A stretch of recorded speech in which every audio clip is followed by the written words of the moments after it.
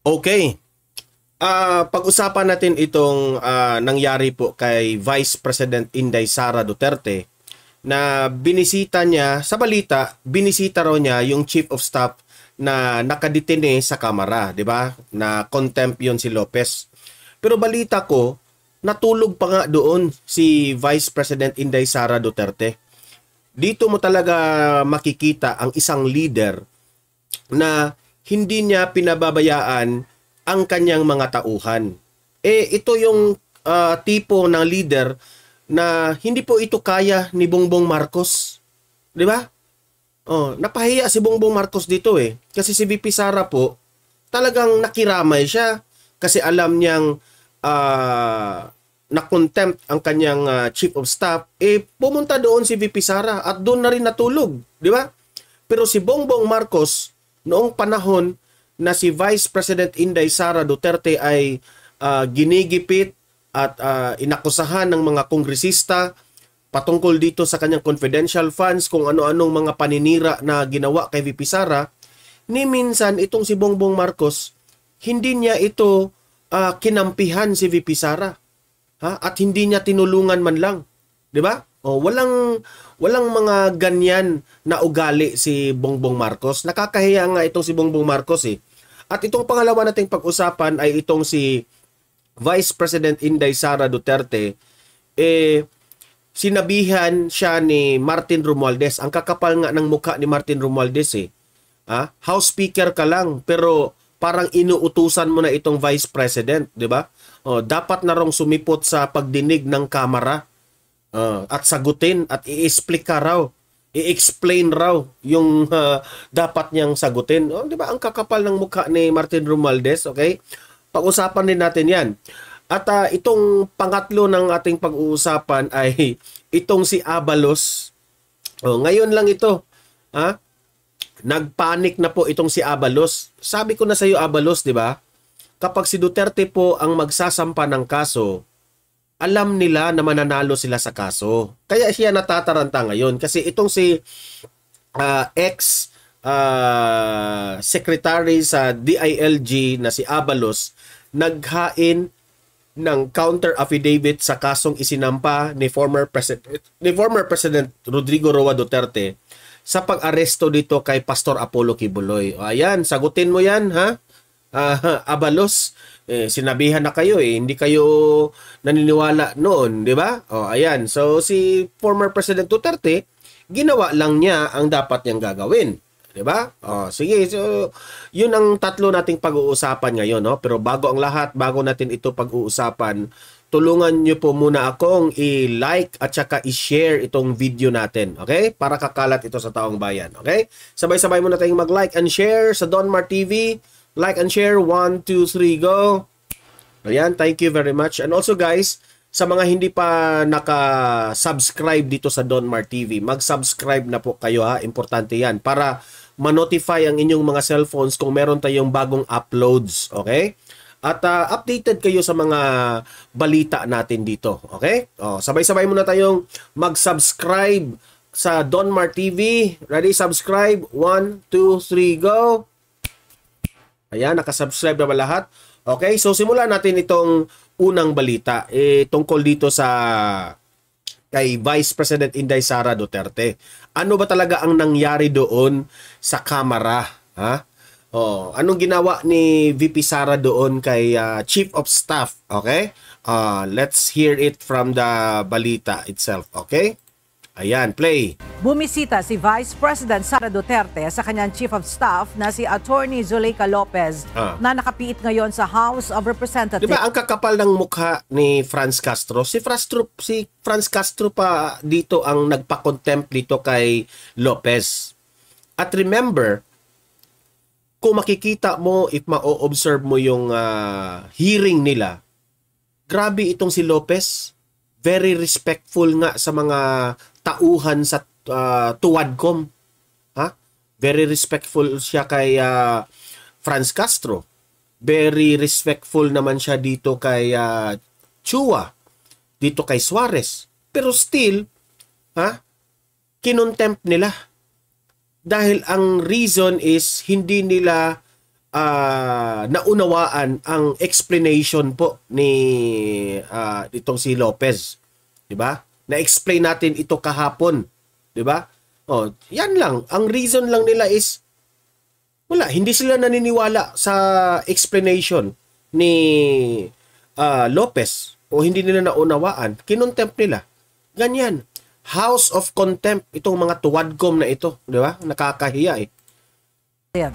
Ayon kay House Secretary General Regina Velasco, nagtungo kagabi si VP Sara sa Kamara at nagpalipas ito ng gabi sa opisina ng kanyang... Imagine that one. Si VP Sara po, nagpalipas ng gabi sa Kamara dahil nandun po ang kanyang kasama sa Chief of Staff sa OVP na si Lopez. Mga taga-Kamara, Vice President po ito, hindi ba kayo nahihiya? Hindi kayo nahihiya, no? Grabe. Kapatid na si Congressman Pulong Duterte. Mas mabuti na lang kasi merong opisina doon si Congressman Pulong. At least, meron sila doong mastehan si VP Sara. O I think si VP Sara talagang binantayan niya doon si Lopez sa kanyang kung saan na-detain, di ba? Pakikipag-ugnayan niya ang grupo ng pangalawang Pangulo sa pagbisita nito. Natuloy yun. The BP arrived around 7:40 at the premises and we allowed her to visit Attorney Lopez sa visitor center, no? Where they both stayed there until around 10. Ipinakulong si Lopez. So, klarong-klaro yun ha. Merong nakapagsabi. That's the version of them ha, sa Kamara na pumunta doon si VP Sara mga around 7 o'clock in the evening. Tapos, siguro, nandun, nakipag-usap kay Chief of Staff Lopez hanggang 10 o'clock ng gabi. Okay? At siguro, nandun na rin siya natulog si VP Sara. Or nandun siguro siya sa opisina ni Congressman Pulong. Okay? So, Franz Castro, ito yung gusto ni Franz Castro eh. Franz Castro, ano ba? Satisfaction na ba na nakita mo yung kasamahan ni VP Sara na nakulong? 'Di ba? Ang sabi nga ng taong bayan, ang kakapal ng mukha mo. Kasi alam naman natin kung ano ang nangyari sa latest mo na kaso. 'Di ba? So nakakagalit ito sa taong bayan. Tapos, mas nakulong pa itong mga... kasi siya yung pasimuno dito sa confidential funds eh. Si Castro eh.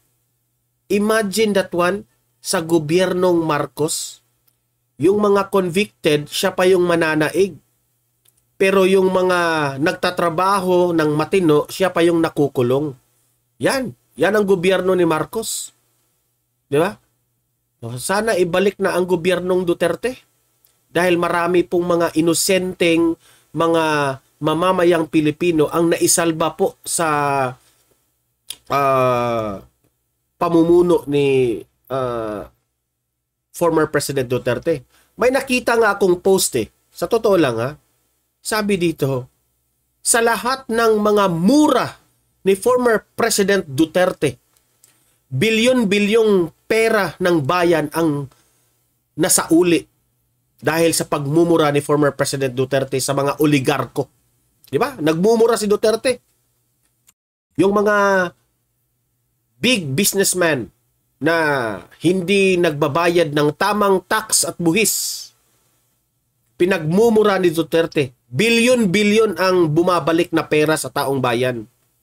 Pero itong gobyernong Marcos, sa bawat ngiwi ng bibig ni Bongbong Marcos, bilyon-bilyon rin ang perang nasayang o nawala. Yun ang nakita ko sa post ha. Nakakatawa nga.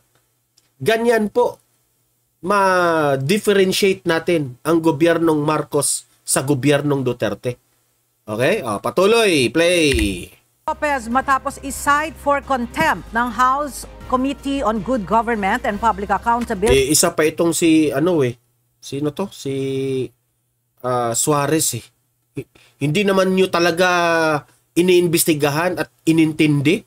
Kaagad din kayong nag-akusa na may ano talaga, may mali talaga sa pag-request niya. Request nga eh. Ay nako.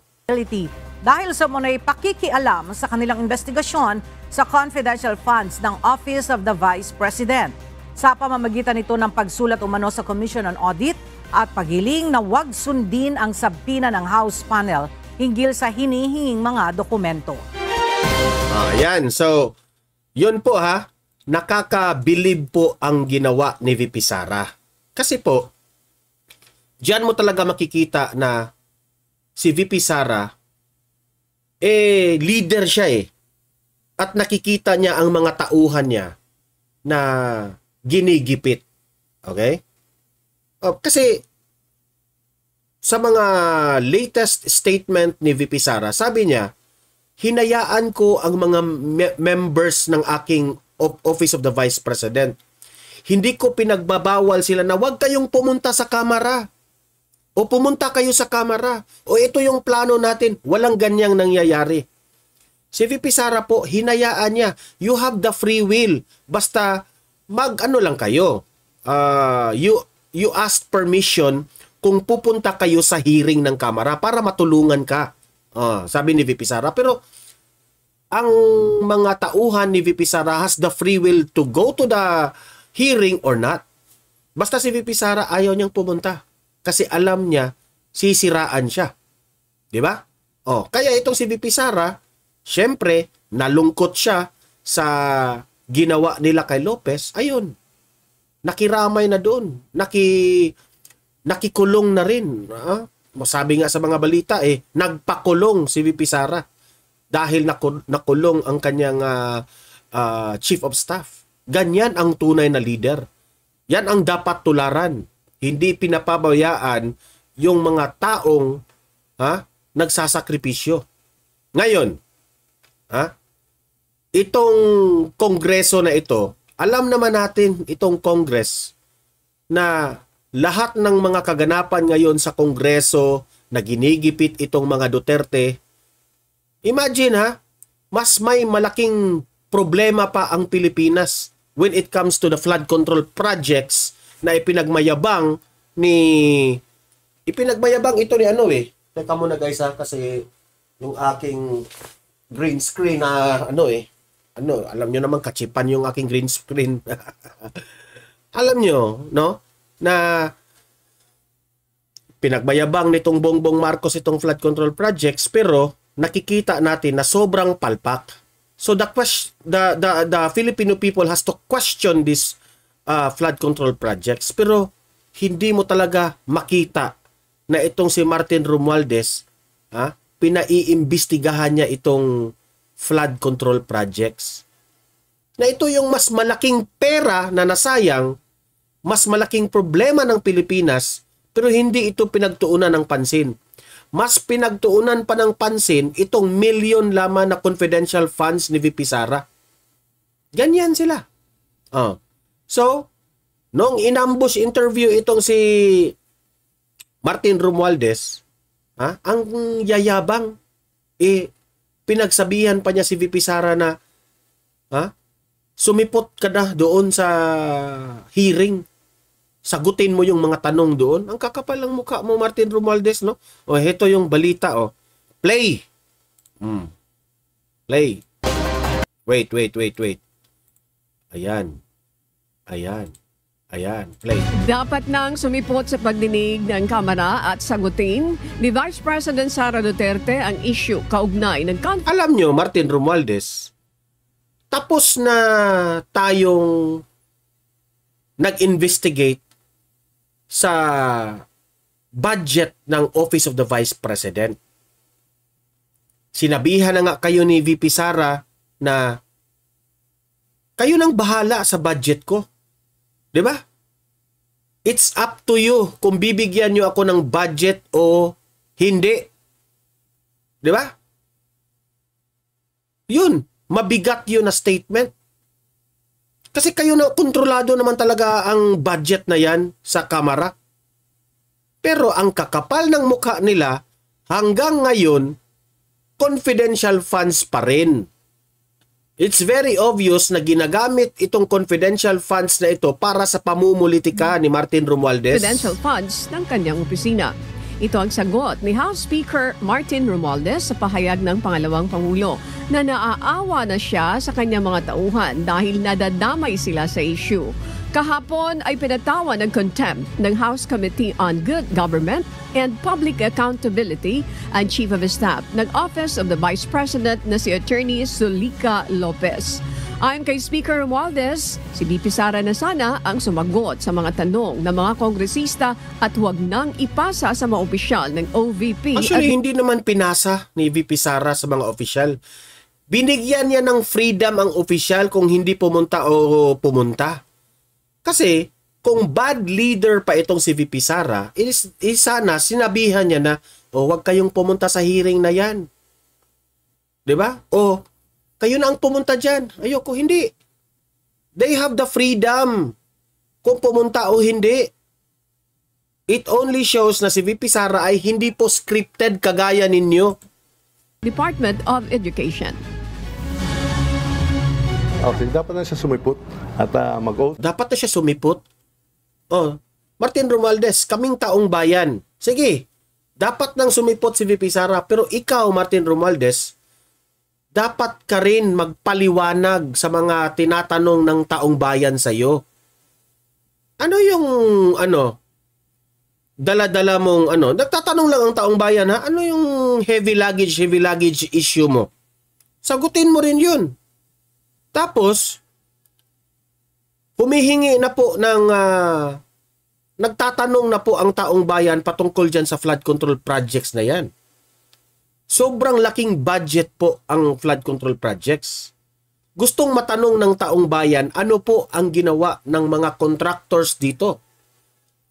Eh syempre, di ba? Gusto mong pasagutin si VP Sara dyan sa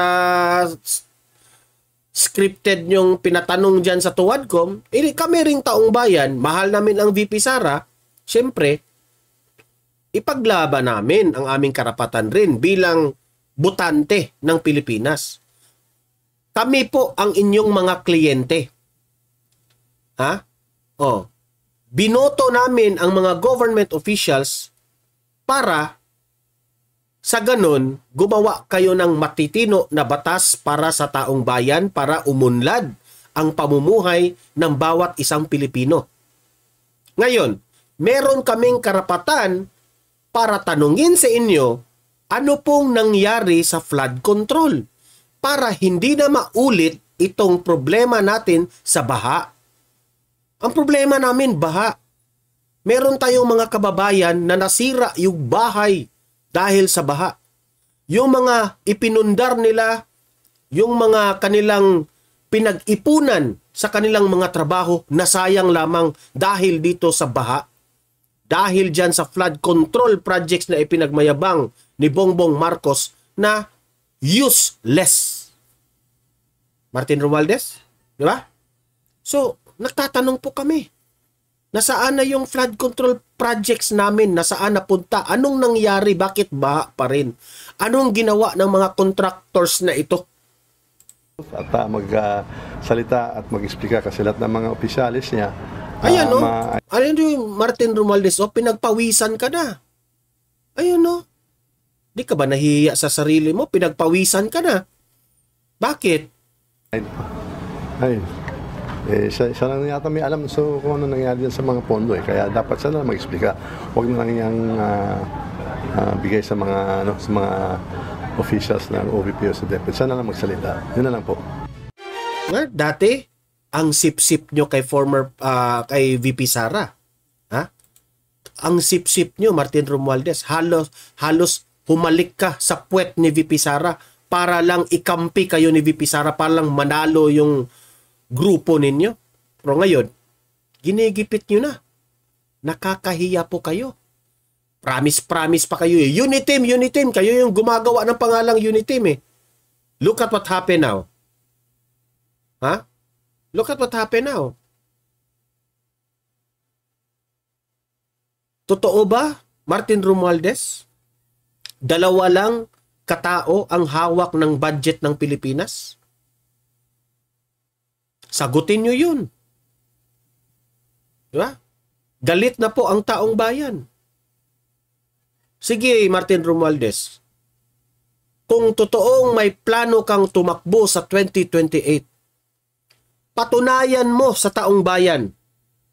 Ako, patunayan mo sa akin o sa taong bayan o sa viewer ng Donmar TV na ikaw po ay karapat-dapat naming iboto. Marami po kaming tanong sa inyo. Alam mo yan. Maraming tanong ang taong bayan. Sagutin mo, Martin Romualdez. Sagutin mo. Para kung sa ganun, kung nasasagot mo at nagugustuhan namin yung mga sagot ninyo, eh baka may chance pa na iboto ka namin. Di ba? Ganun naman talaga eh. Dito sa Donmar TV, ang katotohanan lamang po ang aming kakampihan. Eh baka, kung mag-explain ka, baka kakampihan ka pa namin. Pero as of now, Martin Romualdez, I will campaign for you not to vote sa aking mga audience. Kakampanya talaga ako na hindi ka iboto. Dahil until now, marami pong mga tanong na hindi nyo nasagot. Okay? At ito pa, si Abalos, itong dating gabinete ni Bongbong Marcos na gustong tumakbong senador. Nagpanik na ngayon. Ha? Nagpanik na ngayon eh. Kasi hindi nyo mabibiro yung mga Duterte. Kapag yan ay magsampa ng kaso, mahirap talunin ang mga Duterte. Very well knowledgeable itong mga taong ito when it comes sa batas natin. Itong si dating DILG Secretary na si Abalos naghain ng counter affidavit sa kasong isinampa ni former President Duterte. Ano ka ngayon? Alam mo, Abalos, dati nang inadvisean ka ng taong bayan na gawin mo lang yung tama.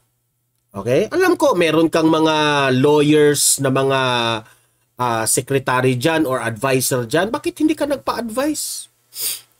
Okay? Ang ginawa nyo kay Pastor Apollo Kibuloy, and it is very obvious sa taong bayan, pinupolitika nyo kasi yun eh. Diba? Ang dami pong mga KOJC na nasasaktan na hindi dapat yun sana ginawa ninyo. Diba? Nasa kamay na ninyo si Kibuloy. Okay? Ngayon, it's time for the KOJC also na makamit nila ang hustisya sa ginagawa ninyo. Okay? Tingnan nyo. Tingnan nyo talaga ang administrasyong Marcos. Halatadong scripted talaga. Tingnan nyo gaano ka-scripted itong si Abalos. Ipapakita ko sa inyo itong video na ito. Itong UNTV, isa ito sa mga nagko-cover dito sa pagpunta ni Abalos sa pag-counter affidavit.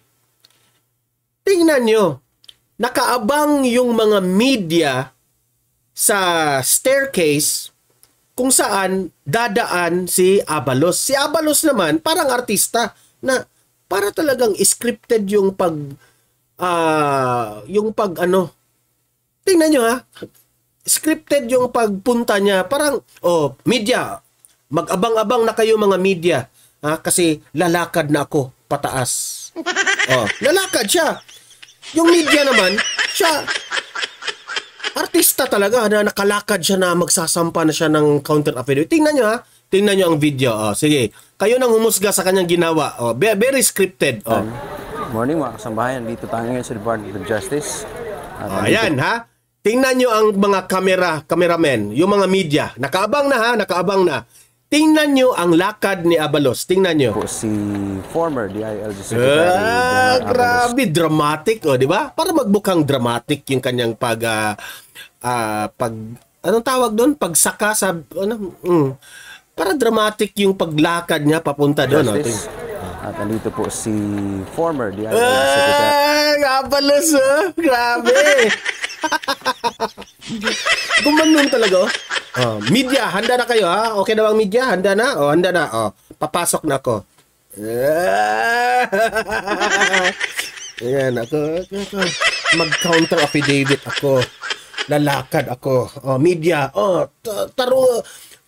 Ayusin nyo yung mga angle ninyo ng camera nyo. Ganun. Lalakad ako. Okay. Ako si Abalos. Tatakbong senador. Ayan, di ba? Tingnan. Ulit, baka akala nyo fake news yan, ha? Lights, mga cameramen, media, pwesto. Lights, camera, action! Morning mga kasambahayan, dito tayo ngayon sa Department of Justice. At nandito po si former DILG Secretary General Abalos Sr. Nakaabang talaga. Ang pagpunta po niya dito ay inaasahan po natin siya ay makakain ng kanyang counter affidavit. Kaugnay po yan sa kasong o reklamong isinampa ni dating Pangulong Rodrigo Duterte. Kaugnay doon sa pag-aresto kay Kibuloy dyan sa Davao City. Talagang sa tingin ko dito yung UNTV na reporter, talagang, okay, wait muna, wag mo nang mag-start UNTV wag mo na. Abalos, ready ka na ba? Ready ka na ba?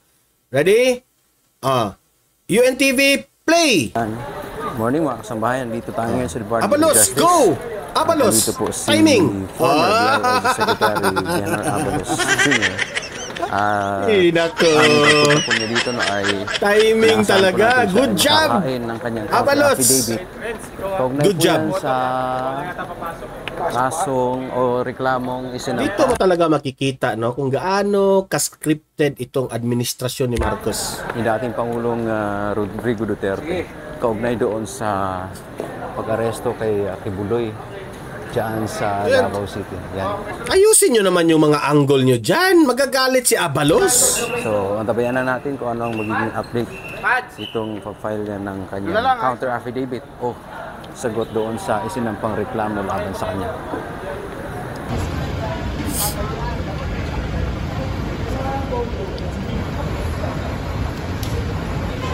Wala na si Abalos. Wala na. Tapos na yung shooting. Ay!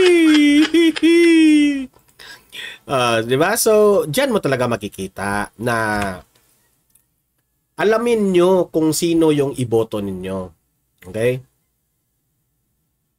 Tingnan nyo ang mga ugali ng mga taong ito. Yung mga kumukontra ngayon sa mga Duterte.